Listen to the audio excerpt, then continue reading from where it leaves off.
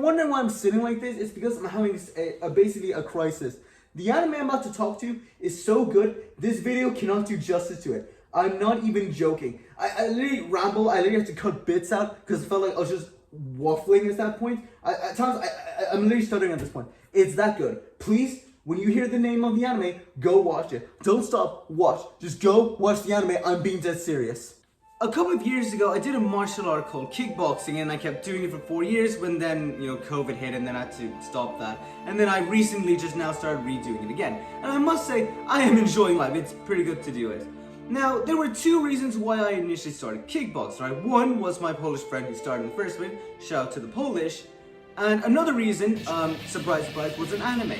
And this anime, by God, stands the test of time. It has got to be one of my favorite animes of all time when it comes to the martial arts sector at the very least.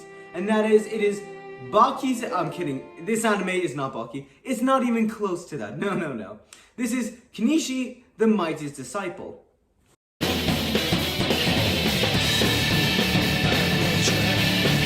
Now, if you're someone out there who enjoys character development, great plots, amazing characters, amazing fights, and everything else to do with anime, then this is the one for you. If you haven't even heard about this anime, then you're not an anime fan.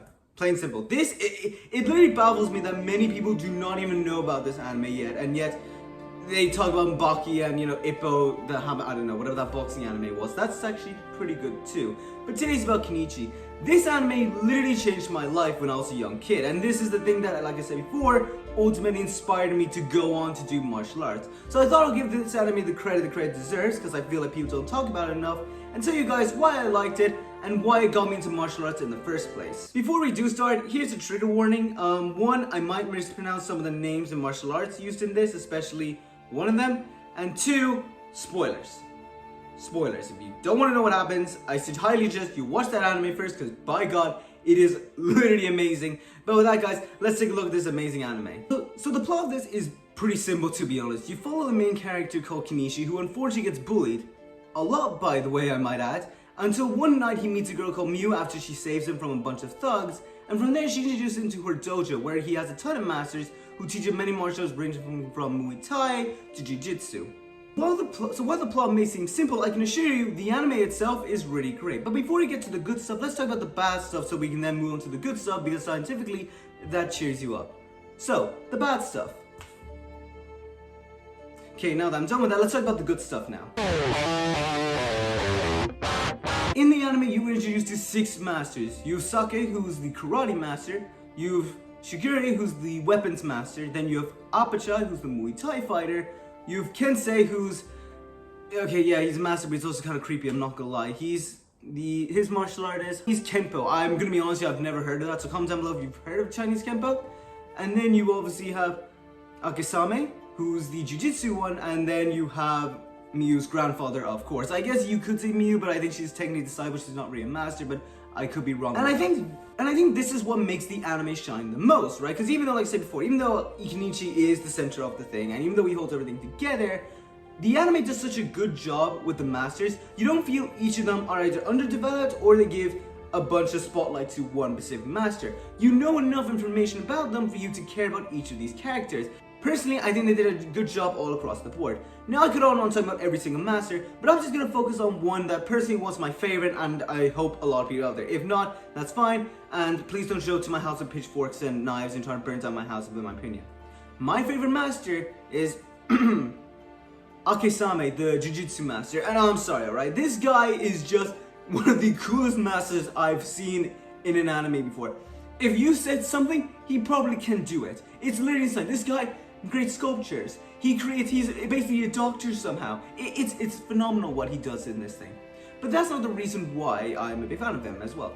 It's also just his personality. He's a nice guy. That's not saying what the other masters are nice, but he just sticks out of them the most. You can say he's like this, he's kind of like the dad of the group, because even though these masters are all adults, they're not even close. They act like children, especially Apachai. And it's pretty obvious KenIchi trusts him the most, and he goes to him the most for any advice or any problem he has. And it's usually Akesame is the one who recommends him, go to this guy, learn this. He's the one who comes up with the solution at the end of the day. Hence why he's usually my favorite master out of the whole show. Now let's talk about the whole reason why I made this video. The thing that holds this whole anime together and makes it work and it makes it completely timeless. KenIchi. This has got to be one of the best protagonists in any sort of anime. And I'm not even kidding about this one. This is where you can honestly relate to the character. This isn't a guy with superpowers or gets transported to another dimension where he has a magic shield or anything. No, he's just an ordinary guy who gets picked on, which is something that I think a lot of people can relate to. I can relate to. I was picked on when I was a kid, honestly, I'm not gonna lie. You know, nowhere near as bad as KenIchi, by the way. KenIchi gets bullied, but really badly, by the way. This guy literally gets slammed against the wall with his hands on his throat in the first episode. So, yeah, not to a great start. It's kind of sad to see him like this, as he's also very lack of confidence. He wants to get stronger, but he's always put down by everybody else. And this is kind of my situation. I lacked a ton of confidence back in the day. I was never this confident. Heck, I wouldn't probably even make this YouTube video to begin with. But when I started doing martial arts, I gained more confidence in me. I knew that, first of all, if anyone tried to do anything, I could defend myself quite easily. And that's what KenIchi is. This is one of the first episodes, right, in the series where he's thinking about going into a fight. Wait a second! You guys already knew what was gonna happen to me if I won that fight! You knew that if I beat Tsukuba, I'd have every fucking town gunning for me! And this is somewhere midpoint in the season where he's slowly beginning confidence in himself, and this is him now when he's at the point where he might have to fight someone. KenIchi.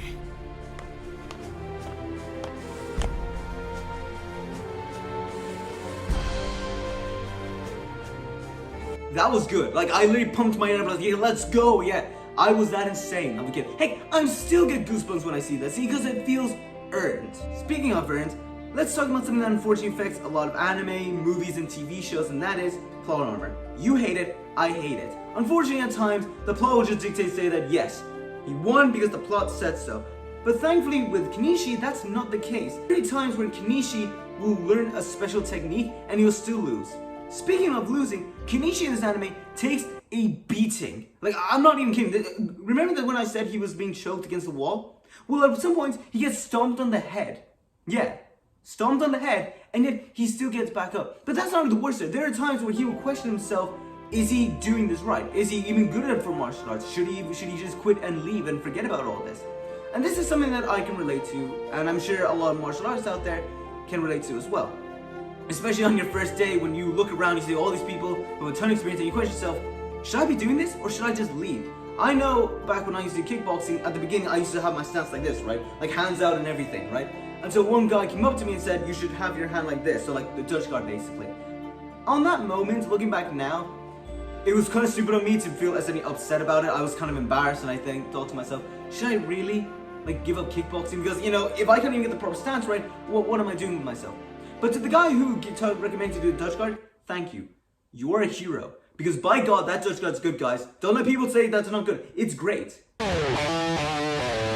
it comes to female characters in TV shows or movies, Miyu has to be one of the best I've seen, alright? She's like Ahsoka from Star Wars, a great female character all around. Now, to compare to someone who's not a great female character, I'm going to talk about Mulan. And no, not the animated one. That's great, right? We love that Mulan. I'm talking about the live action one where, for some reason, she's some kind of superpowers and all of a sudden she's better than all the men and she shows up, oh, look at you, I'm better than you. Yeah, that doesn't happen.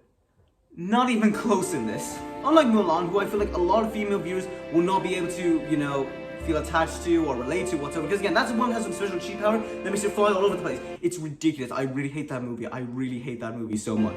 Miyu, on the other hand, I think a lot of female people can relate to. She goes through struggles every day. She gets teased by the guys who unfortunately are assholes. But she ends up beating them all up, and it is great. It is really great. Mulan, who basically had no emotions whatsoever in the movie, Miyu has emotion. She gets happy, she gets sad. She's not invincible like KenIchi, so this is because of this emotional thing we have here. Many characters and people are able to relate to her, unlike that stupid movie. I'm really sorry, I really hate that Mulan film. I can't talk about Miyu too much because unfortunately a lot of the core spoilers of the show I feel are tangled with her. And if I do start talking about her a lot, then like the master situation, I'm going to end up spoiling the show for you. So I'm just going to say now, watch the show. It's great. You seriously will not regret it. It's one of the best animes I've seen. But as a side note, if you want to know what happened to her KenIchi, go watch the anime and then go to the manga. No, you're gonna say, okay, well I'm honored you want to stay here and over that amazing anime. But let's talk about the villains. Now, like the masters, I'm not gonna talk about every single one of them. I'm just gonna get straight to the point and talk about the main leaders, the the 7 hands of combat or martial arts. I can't remember the top of my head. There's the full name of the thing, to be honest. Now, some villains in this anime are the cliche, oh, I'm just stronger than KenIchi, move on. Yeah, okay, yeah, no, we don't really care about them and everything. But there are some villains that, by God Almighty, what are they doing in a kid show? It's literally ridiculous. It's literally completely insane. So when you do see KenIchi get beaten up, it's not that leaves the imprint. It's really what the villains say after it. This is what one of them said to him. You see, this badge is the medal of a loser.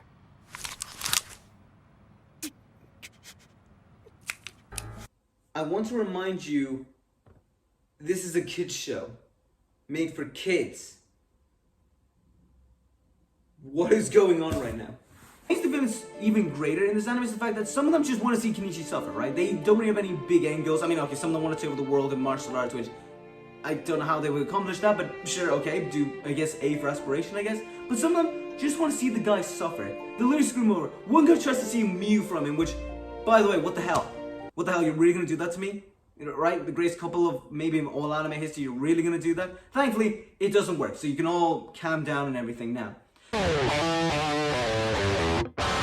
And those are the basic reasons why I like this anime so much. I say basic because, again, I could go on for 2 hours.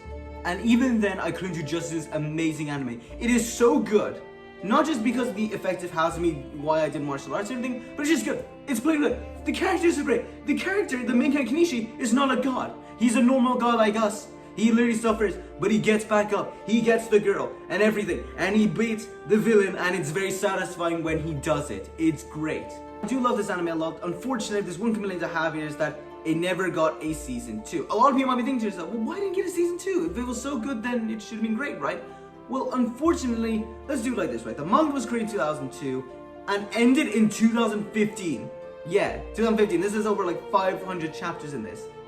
The anime at that point had started in 2006 and in 2007 because they just didn't really have much to adapt at that point. They'd already adapted what the author created, and that's just how things are, unfortunately. They did create an OVA, which if people don't know what that is, that means original video animation. These things aren't considered canon. This is a studio just creating an independent story.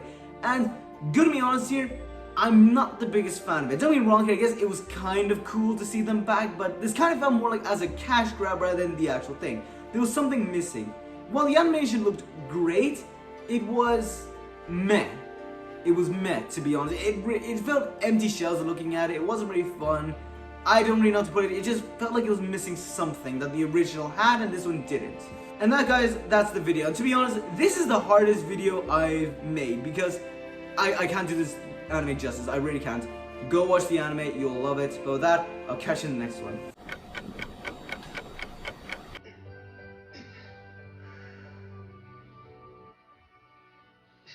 I'm sorry if I was rude.